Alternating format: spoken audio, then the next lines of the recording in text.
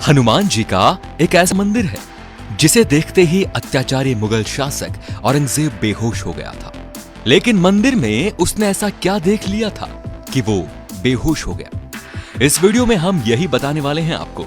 आज से करीब 1000 साल पहले 12वीं शताब्दी के लगभग तांकीय वंश के राजा प्रताप रुद्र द्वितीय अपने राज्य से बहुत दूर जंगल में शिकार खेलने गए और शिकार खेलते खेलते ही शाम हो गई। इसीलिए उन्होंने जंगल में रात बिताई। रात में राजा वहीं एक पेड़ के नीचे सो गए। अचानक आधी रात को उनकी नींद खुली और उन्हें सुनाई पड़ा जैसे कोई भगवान श्री राम का नाम जप रहा हो। इस घटना से राजा काफी हैरान हो गए और उन्होंने उठकर आसपास देखा। थोड़ी देर ढूंढकर उन्होंने ये पाया कि वहां पर एक हनुमान जी की मूर्ति ध्यान मुद्रा में बैठी हुई है। ध्यान से देखने पर पता चल रहा था कि आवाज मूर्ति की तरफ से ही आ रही थी। इसे देख राजा और भी आश्चर्यचकित हो गया और सोचने लगा कि कैसे एक मूर्ति भगवान के नाम का जप कर सकती है। राजा लगातार उस मूर्ति को देखे जा रहा था। थोड़ी देर में उसे ऐसा दिखा जैसे वहां साक्षात हनुमान जी बैठे हुए हैं, अपने प्रभु श्री राम का स्मरण कर रहे हैं। जब राजा को यह एहसास हुआ कि वो कोई मूर्ति नहीं साक्षात हनुमान जी हैं, तब राजा प्रताप रुद्र ने तुरंत उस मूर्ति के सामने दंडवत प्रणाम किया। राजा बहुत देर तक श्रद्धा पूर्वक उस मूर्ति के आगे प्रार्थना की मुद्रा में बैठे रहे और फिर वापस सोने चले गए। जब राजा को गहरी नींद आई तो उन्होंने अपने सपने में देखा कि खुद हनुमान जी आए और राजा से कहा कि यहाँ वो उनका मंदिर बनाए।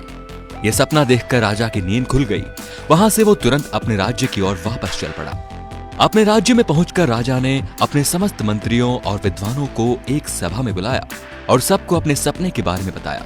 राजा द्वारा बताए गए सपने से आश्चर्यचकित सभी लोगों ने एक सुर में कहा, हे राजेंद्र, निश्चित रूप से यह आपके लिए बहुत शुभ स्वप्न है और इससे आपका कीर्तिवर्धन होगा और आपका राज निरंतर उन्नति करेगा। आपको तुरंत वहां एक मंदिर बनाना चाहिए। शुभ मुहूर्त में मंदिर का निर्माण शुरू हुआ, ठीक उसी जगह पर जहां राजा ने हनुमान जी की मूर्ति को भगवान श्री राम का जप करते हुए देखा था। और उन्होंने उस मंदिर को नाम दिया ध्यानांजनेय स्वामी मंदिर। धीरे धीरे मंदिर की ख्याति चारों तरफ फैल गई और दूर दूर के राज्य से लोग आने लगे। लगभग 500 साल बाद अबुल मुजफ्फर मोयुद्दीन मोहम्मद औरंगजेब का ध्यान उस मंदिर पर पड़ा। लालची और क्रूर औरंगजेब के सिर्फ 2 ही मकसद थे। सबसे पहले पूरे भारतीय महाद्वीप पर मुगल साम्राज्य का झंडा फहराना और इस्लाम की स्थापना करना और हिंदू मंदिरों को तोड़ना और इस दुनिया से हिंदू धर्म का अंत करना।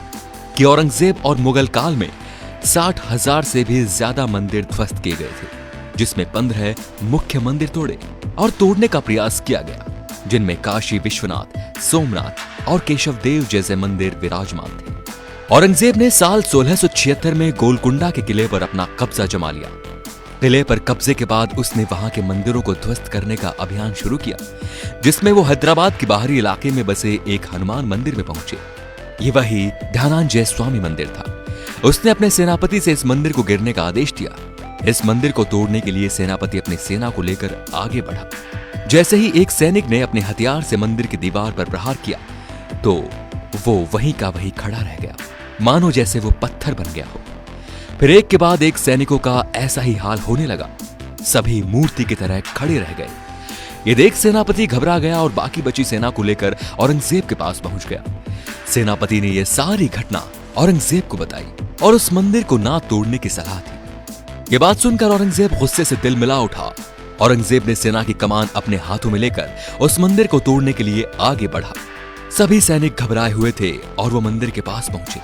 फिर औरंगजेब ने सभी लोगों को बाहर निकलने की चेतावनी दी और हाथों में हथियार लेकर आगे बढ़ने लगा। जैसे ही औरंगजेब ने मंदिर की दीवार पर प्रहार किया, तभी मंदिर से अचानक एक तेज आवाज सुनाई पड़ी और वो आवाज इतनी तेज और भयानक थी कि कान के पर्दों को चीरते हुए निकल गई, जिसे सुनकर औरंगजेब भी मूर्ति की तरह खड़ा का खड़ा रह गया। इसे देख औरंगजेब घबराने लगा। उसे मंदिर के अंदर से एक आवाज सुनाई दी, अगर मंदिर तोड़ना चाहते हो राजन तो करमन घाट। इसका मतलब होता है कि अगर मंदिर तोड़ना चाहते हो राजा तो पहले अपना दिल मजबूत कर लो। पहले से ही डरा हुआ औरंगजेब और घबरा गया और वहीं पर बेहोश होकर गिर गया। वहां बाहर खड़े पुजारी ये समझ चुके थे कि यह किसी और की आवाज नहीं बल्कि साक्षात हनुमान जी की आवाज है। सभी ने उन्हें दंडवत प्रणाम किया। उधर औरंगजेब बेहोश पड़ा हुआ उठा और अपने सैनिकों को लेकर वहां से रफू चक्कर हो गया।